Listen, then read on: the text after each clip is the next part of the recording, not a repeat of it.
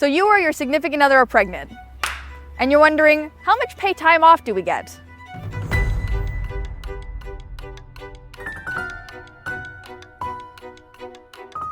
There are two kinds of leave in Ontario. Maternity leave is only for the person doing the labor.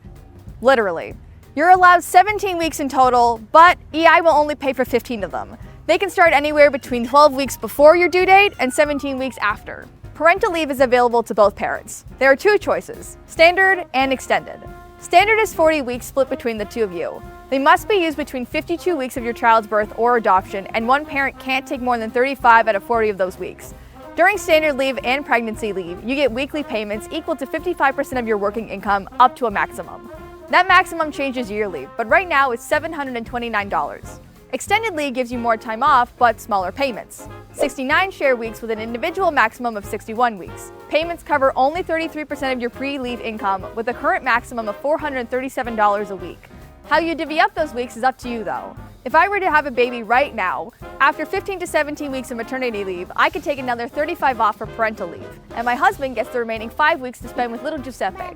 But let's say I only wanted 20 weeks. My husband, Andrew, could also take 20 at the same time as me or after. But what if you want to work during your leave? How will it affect your EI payments? Well, 50% of every dollar you make will be taken off that week's payment up to 90%. Then it's dollar for dollar.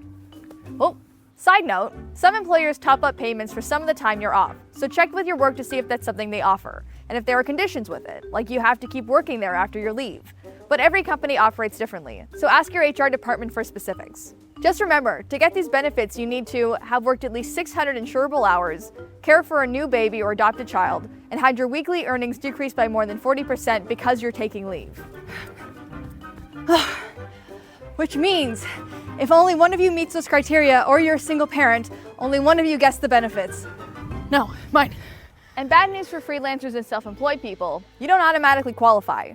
To access the program, you need to opt into the EI system for at least a year before applying, among other things. But that's a different video entirely.